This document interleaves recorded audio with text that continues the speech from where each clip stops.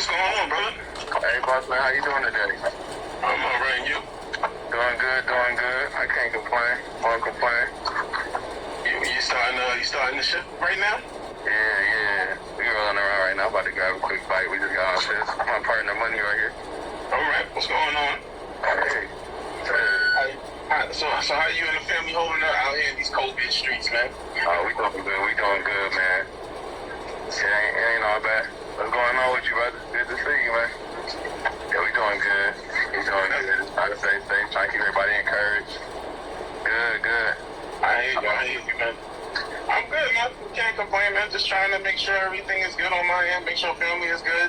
Make sure, anybody that's in the immediate circle for sure is good. You in the immediate circle.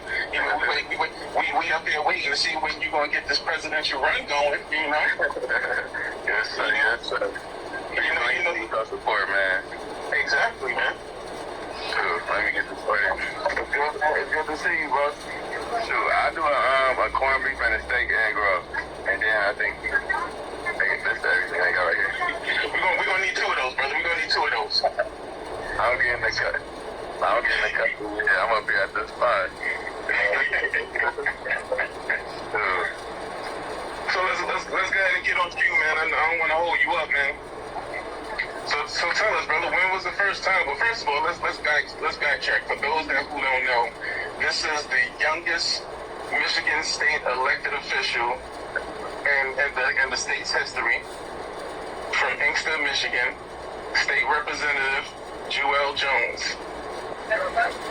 Thank you for being on the show today, brother. Hey, certainly, sir.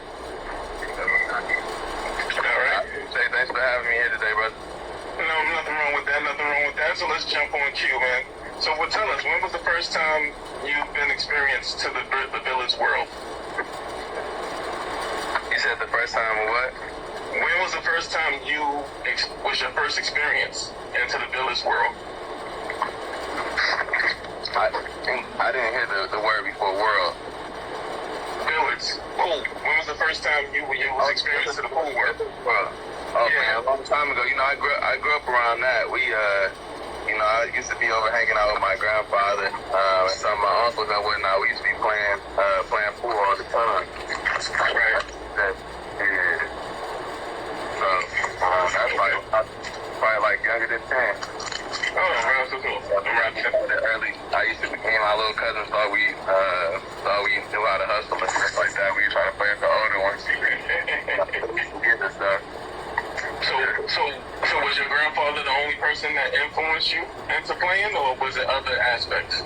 It was him and my uncles. I used to sit around and see them playing all the time. I used to sit around and see them playing all the time, and once it got old enough to actually pick up the stick, play at the balls and stuff like that, we went ahead and hopped on the table.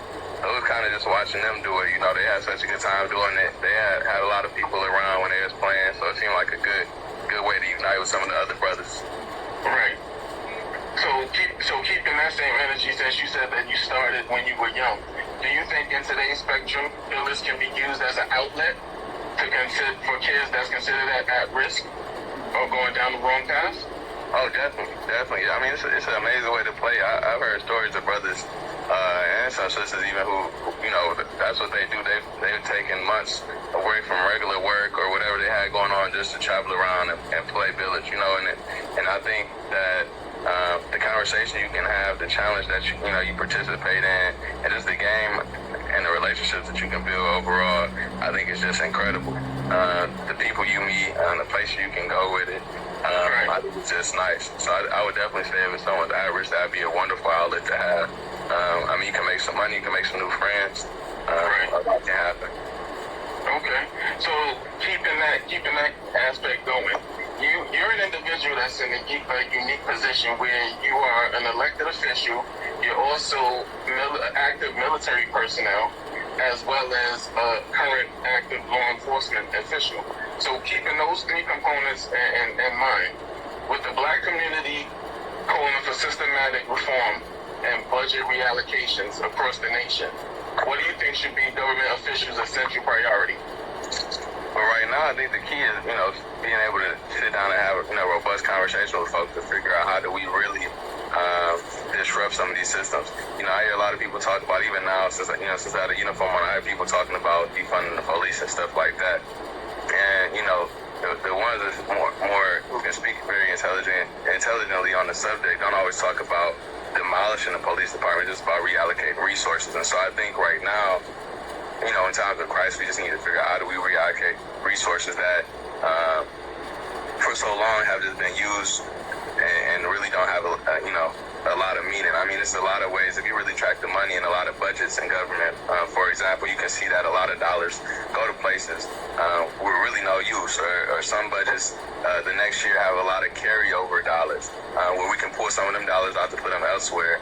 And right now is really a time where we need to be focused on, really pumping money into creative ways to do, entrepreneur services or business startups. We need to be figuring out different creative ways to educate our children. Since, we're doing a lot of virtual learning right now, we need to be figuring out different ways to really funnel this money into communities, into neighborhoods where people who are doing things already can just enhance their particular, organizations or their businesses or their practices, and, almost become self-sufficient.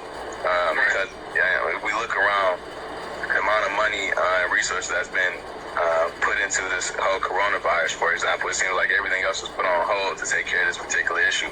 So we need to figure out how do we really create people to be self-sufficient. So, God forbid we run into another pandemic, into something else that can cripple the world, just like that people actually be able to survive and continue to thrive. What's going on, brother?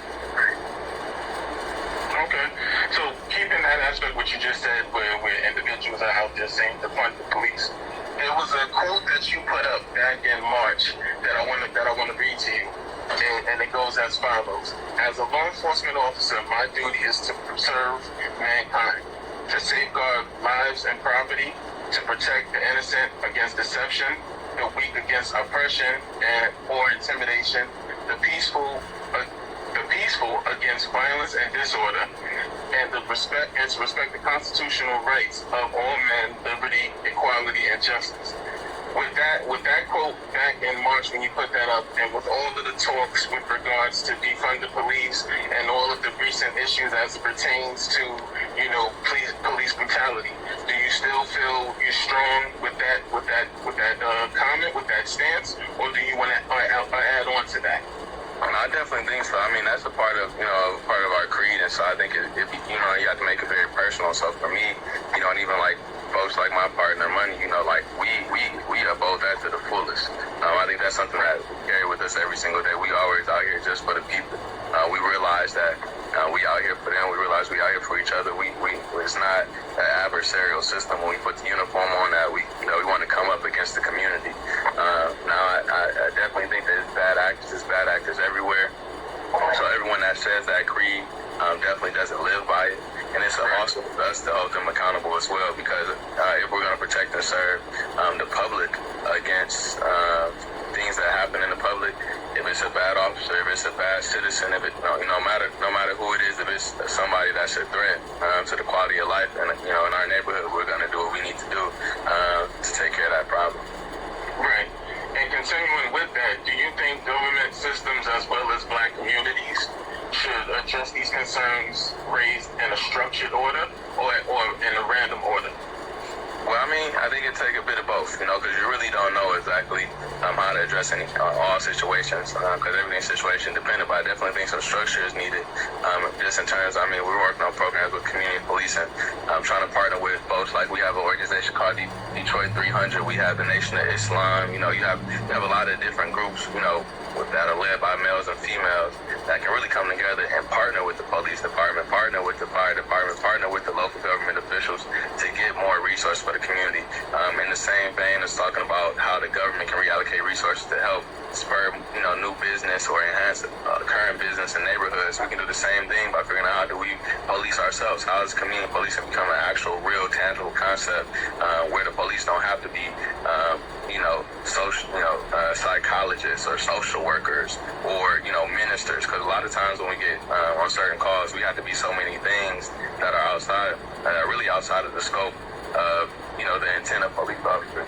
And the more that we can get everyone to participate in this particular process of policing, I think that we will really see some of these problems subside that we've been experiencing for years. Because if you're having a problem outside to defuse the situation without having law enforcement having to come up, or somebody on the block is able to come in and help defuse the situation or talk people down. That would help us out, in a major way, because you have to think we're getting caught in situations, so we can't always be proactive. We have to be reactive at that point. We walk into a situation where we don't know what's going on, and if someone isn't properly trained, if they don't have the right mental state, that's when you see situations occurring like what happens to so many, countless amount of blacks and whites and everybody that suffer at the hands of police brutality just by officers that in that quick second they made the wrong decision. And so to the best of our ability, it would definitely help if the community will learn how to police itself, especially if they're a part of police departments, everywhere. So what's the next plan for you as a elected political official? I know this is allegedly your last term. You think we can squeeze one more term now? Where are we going from here? Well, that's an excellent question. We're trying to figure that out. We have a lot of different options. I'm still young. I'm a quarter of a century right now, so I'm just turned 25 back in April. Okay, for sure. You just turned 20. Thousand Island for me. And some mustard. You see that? You see that, everyone? He's staying healthy for you. You know what I'm saying? You never know when he got to stick and move. $1,000, $1,000 dressing. You know how I go. But that's a good question. I'm still pretty young for a lot of roles that we could take on in government. But I'm going to be having constant conversations with the community, with some of my advisors to figure out what makes the most sense. Right. Cool. Appreciate you, bro. But we'll figure out when I find out. I'll let you know. Okay. So the next question I have for you. The next question I have for you: with there being so many restrictions as a result of COVID, do you think Billis have the capability of returning to sports channel broadcasting? And would you watch it? Yeah, I definitely think so. In terms of sports, I definitely see it happening. I mean, I never really been that big on sports, except when I was playing in them and whatnot. But because of the people, some of the folks I know and that I support, I definitely would tune in. It just makes sense to help out. But I definitely think we need to see some more equity though in that business and in that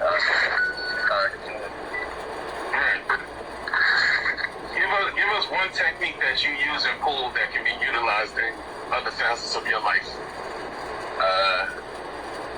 I mean, it's the I probably say the art of finesse. Just because even if you don't know how your stroke gonna go, I mean, you could talk a big game. You could play the role so crazy that people will almost be nervous to keep playing the game, or you can make them hit a shot that they don't want to hit, and that won't be good for them. You can make them hit a shot that it's almost like you can build people up to break them down, and you can break them down to build them up.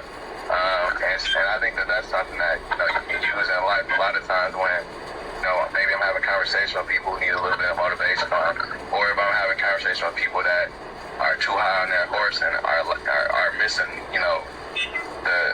the idea of what we're really supposed to be doing. Sometimes when I'm talking to maybe one of my colleagues who just has an idea that's just not good for the community. It's just different ways, I think, to finesse that you can negotiate or you can persuade.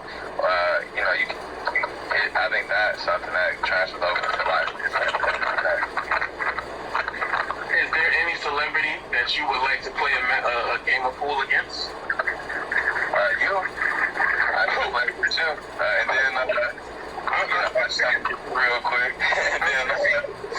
I was gonna say something. I was gonna add on. I was gonna do an ad lib to the last question when you were saying that when people talk and want to try to challenge. A lot of people ask me because of my grandfather, do I know how to play? And I tell them all the time, yeah, I know how to play, but I'm not as nice as my grandfather. If I was as nice as my grandfather, a lot of people wouldn't like me because I'm a trash talker.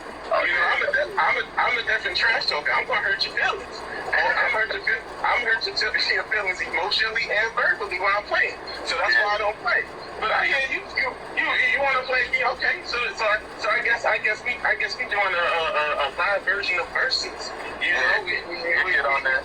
Whenever I'm in your neck of the woods, man, I come and crack you real quick, and then we make sure we put that on live too. Okay, all right. It's not wrong with that. But yeah, I got to come out there to Inkster. You know what I'm saying? I got to come out there and check you out. I have you pull up at one of my OG's cribs out here. I take time. Now, are we going full throttle here? Because last time I seen video, you know, we had the big boy smokes as well as playing pool. So are we going full throttle here? Hey, we can go all the way, man. But you know, once I get in that mode, there ain't no stopping me though. I hope you seen the video. See, I was talking trash too. Ain't no stopping when I'm on that. That's what I'm talking about. That's what I'm talking about for sure. I was there. I seen it. Okay. So, what do you have any other final remarks or comments that you want to let the people know about what's going on with you, or any events that you want to, share? I mean, all I would say right now, first and foremost, is thanks for having me on. I think we need to have more conversations like this. I think many of us need to go ahead and get out of our shell sometimes and just, hop on a live sometime, or just hop on a call, or just connect with people that we might share, relationships with over social media, so we can really begin to that whole international or even local connection that we can build with folks that you meet on social media or whatnot. I think it's so important for us to actually take it a step further than that and have a conversation like this, or even to the point where you sent me some stuff before from you that I was able to almost it's almost like I got a touch from you, and I'm able to rock your product all the way over here, miles away. And so I think just more often, let's just take time to sit down and deal with one another, because it's a beautiful thing when the world comes together and genuine community on both sides. So we just need to figure out, especially at a time with so much of hate and so much of violence and stuff going on, we need to just be spreading more love, more unity. That's all I would say. Absolutely. So what he's referring to is the Murfinetti designs that he was sent. So tell us, brother, before I get you out of here, how are they? Are they comfortable? What's going on with them? Oh yeah, I got some black camo like Oxfords with the strap from my man, and they are comfortable. They comfortable, and I was styling with them. I gotta bust them back out now since I can connect with my. Give me a fit together for sure. But yeah, spread the love. That's my girl right there. Absolutely. Well, I want to thank you for joining us, brother. I know you got to get back out there to serve.